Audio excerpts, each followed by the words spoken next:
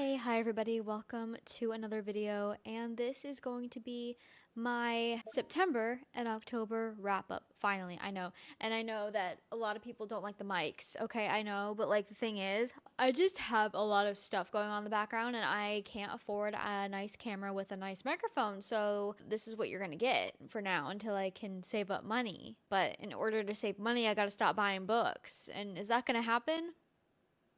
Probably not. Probably not. Okay, so I've got my little coffee. It is 7 p.m. It is, but that's totally fine. Anyways, let's get into this wrap up. I have my handy dandy iPad to tell me everything that I need to say because I can't remember anything. So in total, I read 11 books the past 2 months, and I read 3 romance, 6 mystery thrillers, and 2 fantasy. And I was like, 6 mystery thrillers? That's crazy. That's crazy. My winter book for September and October is, of course, The Dead Romantics by Ashley Poston. If you guys saw my not my most recent video, but maybe the one before that, I rated this a 5-star. It was absolutely, like, wonderful. I love this book so much. And then The Loser. Oh, I actually don't have the physical copy because I literally just got rid of it. My loser was Pretty Girls by Karen Slaughter, and there's reasons. There's reasons. I've been doing this thing where I put the thumbnail of the video that I read said book in if I read it in a video, so I will make sure to do that. But without further ado, let's go ahead and get into this wrap up. So even after being on booktube for a long time, I'm still trying to figure out my official rating scale. I don't know, because sometimes I feel like I'm not picky enough, and then sometimes I feel like I'm too picky. So I'm still trying to figure that out. So these may change in the future. I'm trying to get an official rating for all the books I read in 2025. So these may change. So the first book I read in September was Twisted Hate by Anna Huang. It says on here 3 to 3.5, but I think I'm going to settle with 3.5. So this book is the 3rd book in the Twisted series. There is another book after this. There's 4 books in total. And when I first read the Twisted Love book, I didn't love it at all. And then Twisted Games was also not the best, but these books are just kind of a vibe. They're not really something that I take too seriously anymore because I just kind of go into it expecting a spicy, cheesy, cringy, and fast-paced romance, and that's exactly what this was. That's why I gave it a 3.5. I did like this one the best out of the other 2 so far. I feel like Twisted Lies is going to be my favorite, but we will see. These books are just really entertaining, very mindless. You don't have to think too hard. These 2 characters, Josh and Jules, they absolutely hate each other's guts, and you kind of get a vibe of what that's going to turn into later on, obviously. So they hate each other and they just end up growing these feelings for each other, and there's an element to these books so far. There's this little mystery with one of the main characters, but it was fun and it's what I expected. And I will say,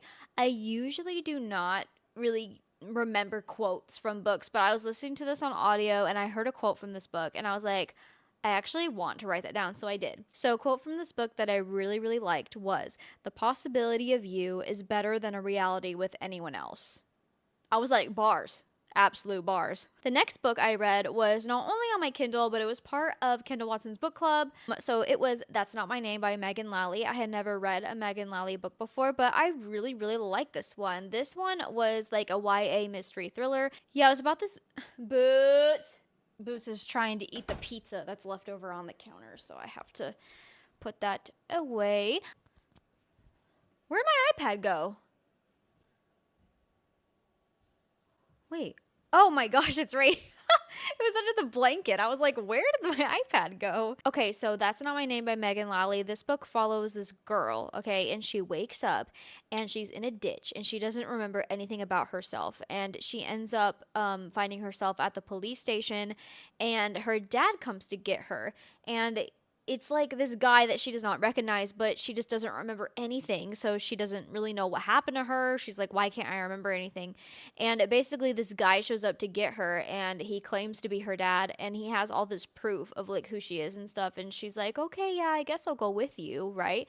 Because you have all this proof or whatever, right? And things just kind of go from there on that end. But then you have this other POV, which is Drew. I remember his name. I can't remember the other girl, but Drew. So he explains how he and his girlfriend Lola had gotten into a fight and she ended up becoming missing, and a lot of people are blaming him for her disappearance. So then you're trying to figure out, okay, so is the girl in the other POV, is this girl Lola or what? Like, what's going on? How is this going to end up? And who is that guy? If this guy is not her dad, then who is he? So it was really fun. It kept me on my toes the whole time. It was very fast paced, and I really liked the plot twist it had. And this book was kind of sad. It left me feeling a little sad. I do wish there was a little more plot twists, and that's funny that I say that because a lot of times the mystery thrillers kind of have too much, but I think I just wanted a little bit more like mic drop moments, like what? But you know, there was a pretty big one that I didn't expect, and I was like thoroughly impressed by it. And I had a really good time reading it. But sometimes the dynamic between Drew and his friends Max and Autumn cringed me out a little bit, just the way they talk to each other. But I had to like keep in mind that they were in high school. But I had a really good time. So yeah, 3.75, and I'm definitely going to check out more of her books because I think that they're very fun, very fast paced. So The Inmate by Freida McFadden was the third book I read in September, and this one, okay, unpopular opinion, I really liked it. I don't know how a lot of people feel about this one. You know, the people that I follow on Goodreads and stuff, they don't like this book. And I really, really liked it. Okay, so basically this book was about this girl. There's this like past and present thing going on, and you're following her memory of what happened to her and her friends back in the day, like years ago. And apparently her boyfriend at the time had killed people, right? And it was like, it kind of reminded me of Final Girls by Riley Sager, the past perspective. She basically blamed him and sent him to jail and stuff, but she is having like a really hard time remembering the like details. So in some ways she's kind of like, she's confident in her memory, but she's also like, did I get it wrong? And also it doesn't help that she literally had a child with this guy, and the son has never met his dad before. So basically he comes back into her life. It's like, was she actually right about the past things that were going on, or did she misremember and the culprit is still out there? I don't know. You'll have to read it to find out. But I really like this one. I gave it a 4.25, which is pretty high for a mystery thriller now that I'm thinking about it. But I just remember being thoroughly entertained. I know that people don't love Freida McFadden, okay?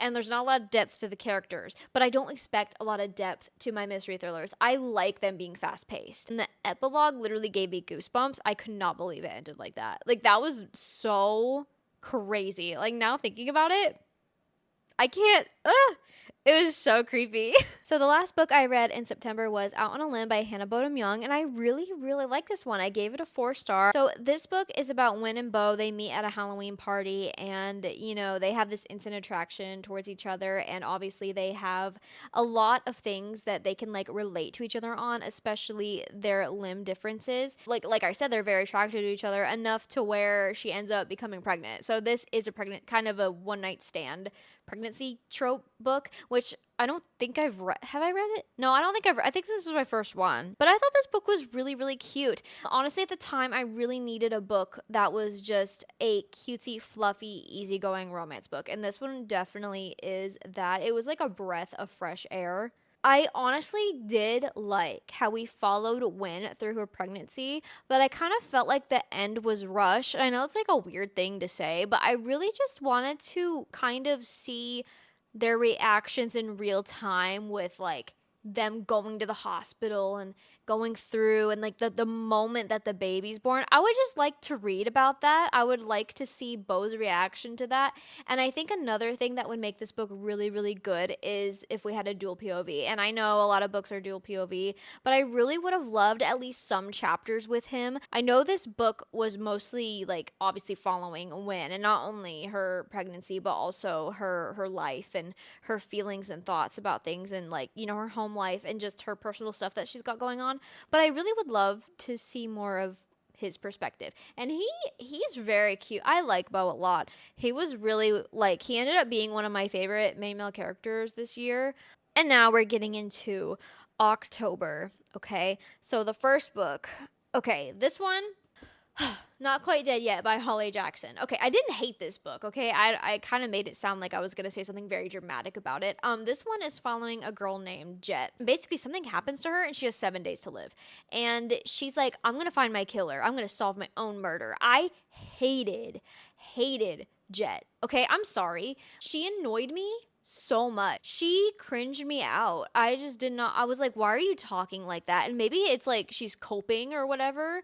But I was like, dude, why are you talking like that? I really liked the beginning. I think the beginning was very, very strong. And even the middle, I think it was very strong. It was flowing very well. But of course, the end had a giant info dump that kind of confused me and was a lot. And I don't like that. Basically, the ending was this character reiterating the entirety basically of what happened, and like with all the details they found out, he's like talking about it in this giant paragraph, and it's all these people and places and things, and I was stressed. And honestly, I feel like I could reread it and like still not know what he's talking about, honestly. Even though the ending was like really like overwhelming, I liked that the author kind of like kept true to what she said she was gonna do.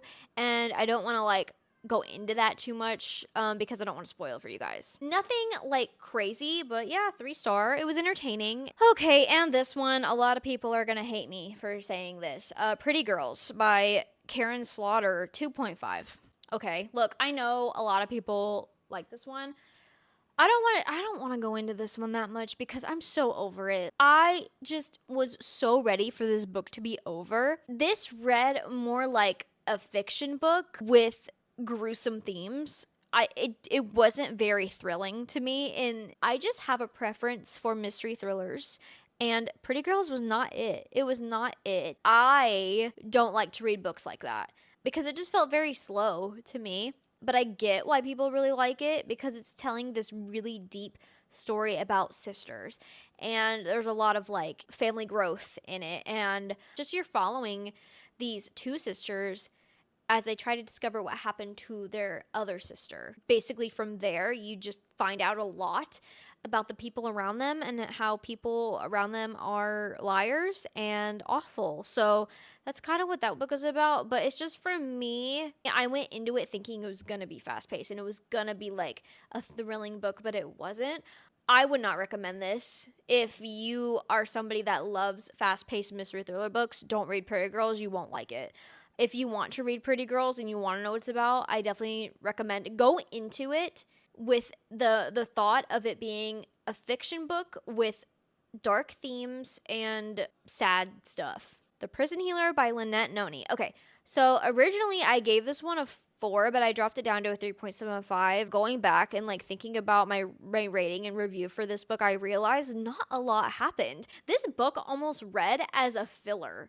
You know, like a second book. It almost gave us novella vibes, right? We're kind of just being thrown into this world with Kaiva, and she's the prison healer. She's been stuck there for a long time. Her job is to heal people in the prison and to like, you know, heal their injuries. And also people that come into the prison, she has to save them and make sure they're well, things like that. And because of this, like people kind of make fun of her for having like special treatment. They think that she gets special treatment, but she doesn't. She's a prisoner just like the rest of them.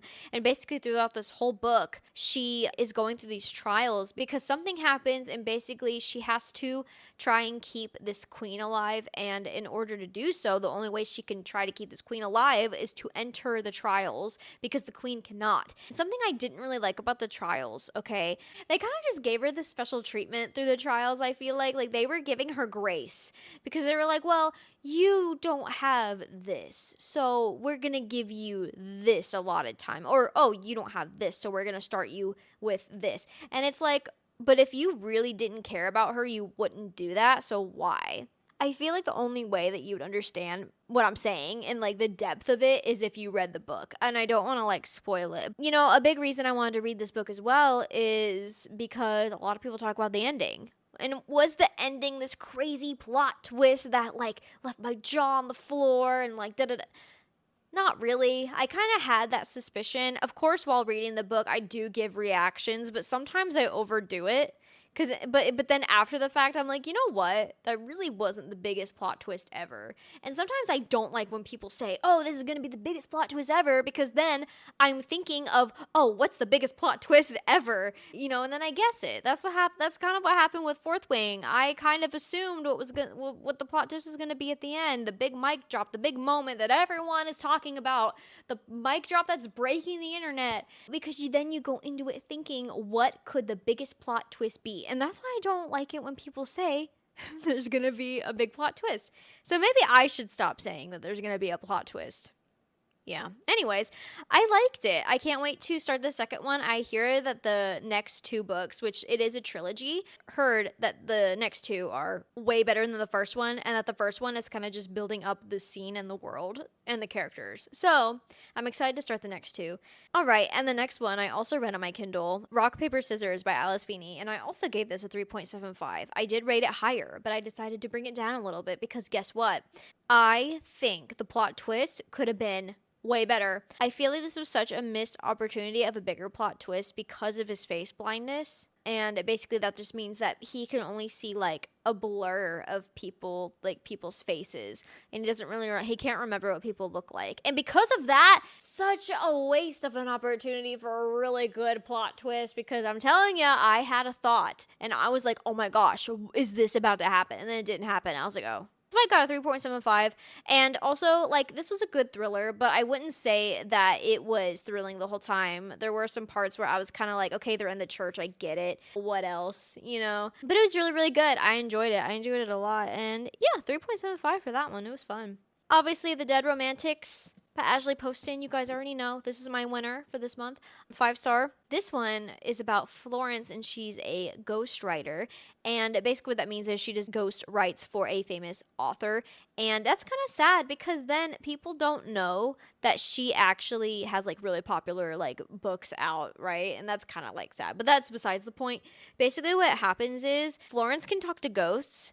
And she goes back to her family's like funeral home because they own a funeral home. And basically she finds a ghost in the parlor, and they like start talking to each other. And he doesn't know why he's there, and like she doesn't know why he's there either. And basically they end up like knowing each other. I love Ashley Poston's books. Like I love her magical realism element that she puts in the books. It really makes the romance so much more. If you're somebody that doesn't like romance or hasn't read a romance book, and like especially if you're somebody that usually like only reads like fantasies and you want to start reading romance, I honestly would start with Ashley Poston. It's just the element of magical realism is, I feel like, a really good gateway into kind of getting used to the romance plot, I guess. I love it when books make you look at simple things so much differently. Like crows. I see crows all the time, and I just think of this book, and I think that's really, really cool. Such a quotable book, such a cute ending. Ashley Poston has like some of the most beautiful writing, and also like funny and beautiful lyrical writing, and I love it. And we have 2 books left. The next book I want to talk about is The Scars Within by Ange T. Dalton. I was really, really, really excited to start this, and the beginning of it was very, very promising. I did give this book a 3 stars, and that's not at all bad. 3 stars is above average, because technically 2.5 is half of 5. So an average book is like 2.5, but an above average book is 3 stars for me. So this book was about this girl named Scarlett Thorne. She has had a very troubled past, and she gets accepted into this, I forgot the school's name. It's like a war college, but not only is it like a war college, it's also kind of giving Hogwarts, because they have like magical classes, and also they have elements. So you also have to like find your element and figure out what your element is. And there's dragons. So it was kind of like Fourth Wing, Avatar: The Last Airbender, and Harry Potter in one book, which sounds really good, right? But okay, the beginning I understood of like, you're getting introduced to the world. You're learning about the characters. Oh, they have this cute little coffee bar. That's great. They go and do like little school activities. This book was similar to The Prison Healer in the way that it felt like it was a novella. I felt like this book was kind of just opening us up to the world. And that's not necessarily bad, but when I think about like what happened in this book, not anything crazy happened in the book. It was giving an emotional fiction book with a fantasy backdrop, because they did some fantasy-esque things, but it wasn't like that much. And I know this sounds really weird to say, but a lot of it was about Scarlet and her trauma. And I feel like that's fine, but I guess I just expected more of the fantastical element, if that makes sense. I do think it's worth the read, and the ending was pretty interesting. The ending was very similar to a lot of other fantasy books that I've read, though. And I was like, okay, of course this is happening right now. But I will read the second one. I don't know how many books there are going to be in the series, but I am intrigued enough to read the second one. If you like the elements like that and you like, Avatar, Fourth Wing, Harry Potter, I think you should read this book, but just keep in mind that it's a lot about her and her like thoughts and feelings and trauma and stuff. But there is a little bit of a mystery element in this book too that I thought was fun. And there's a little bit of a love triangle too with brothers. So just keep that in mind if you don't like that. That's not a spoiler, it's literally on the back of the book. So lastly, we're almost done. Okay, Hidden Pictures by Jason Rickulach. I can't say that word. Okay, so I was really, really excited to read this book because I've heard so many great things about Hidden Pictures. I gave this a 3, which isn't bad. Not the best mystery thriller I've ever read, though. This book followed this girl named, wow, what was her name? Was it Molly? Marissa? Mallory. I was really close. Okay. So Mallory basically has just come out of rehab and she's sober now, and she gets accepted to babysit and have this babysitting job for this rich family. And the kid's name is Teddy. And then going into her babysitting job, she realizes that Teddy is drawing some really creepy photos, like almost giving ghost. She's like, oh, that's kind of weird. So she decides to kind of try to discover why he's drawing these things and what's going on, and you're kind of just going from there. So this book was entertaining. It did take me a while to get through it, but just keep in mind the best, to me, the best part about this book was the pictures. I thought the pictures were so cool. Like, there are pictures of like Teddy's drawings in the book, and they're very, very creepy. I did like this book, but it did feel very slow at times. I do wish it was a little more thrilling and a little more like keeping me on my toes. I just wish it had a little bit more of that element. But when it comes to like the paranormal aspect of it, I don't love paranormal thrillers, and I say that all the time. But this one didn't feel like overwhelmingly paranormal, so I did enjoy it. Like, it really wasn't like that bad in that aspect. But the plot twist was also like something I didn't expect and did not guess. But I do wish it was just a little bit more like, scare me. Scare me. I think that if I read it physically, like on my Kindle the whole time and saw the pictures, like, because at first I didn't see the pictures at all, but then I went back and I saw pictures and I was like, whoa, like I have a reaction of me looking at pictures. And that's it. Those are all the books that I read. I can't believe I'm finally sitting down talking about it because I've been putting this off for so long. But I do hope you guys enjoyed the video, and I hope the audio quality is okay, and I hope you don't mind the mic that much. I'm really sorry if you hate the mic. I'm sorry. It might make another appearance during Bookmas. I do want to say Bookmas is coming. I'm only doing 6 videos. I think I'm going to upload like December 2nd, December 4th. I'm going to do the even numbers, okay? And I know I really want to do 12. I don't have time. I really don't have time. I have so many things that I have to do. So, also, I'm just going to say something real quick. I've been very overwhelmed lately with the TBRs. Like, I obviously make a TBR video every month. The TBR jar choosing my read, blah, blah. I think I'm done doing that for a while. And it sucks because those are the most viewed videos on my channel, which makes me feel like I'm missing out on opportunity to garner more like views. Honestly, I'm gonna be like straight up, like I feel like I need to do those because they get the most views.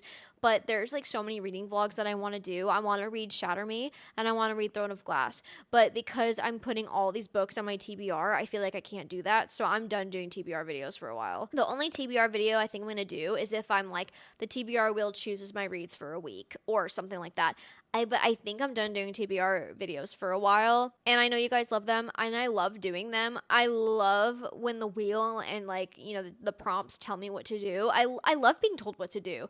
But I think I want to kind of mood read. Yeah, so no TBR videos for a while because I'm about to put myself in a damn spiral because I want to read all these series. I want to read Throne of Glass and make a whole reading vlog dedicated to it. I want to read Shatter Me and then make a whole dedicated reading vlog to it. But I know that that potentially means less uploads because I can't finish 12 books what is Throne of Glass? 12 books? I can't finish those books that fast, okay? So we'll see how it goes. I will try. I have ideas for reading challenges that I want to do that can incorporate the books I want to read, but I think I'm just going to do my own thing for a little while. I think I'm going to do my own thing. Anyways, thank you guys so much for watching today's video, and let me know down below what were your favorite books that you read in September and October, or tell me what you're currently reading for November because I'm really late. Right now I'm reading Johnny Angel by Danielle Steele. I know, whoa, what is that? You'll have to see during Bookmas. But anyways, thank you guys so much for watching today's video, and I will see you in the next one. Bye!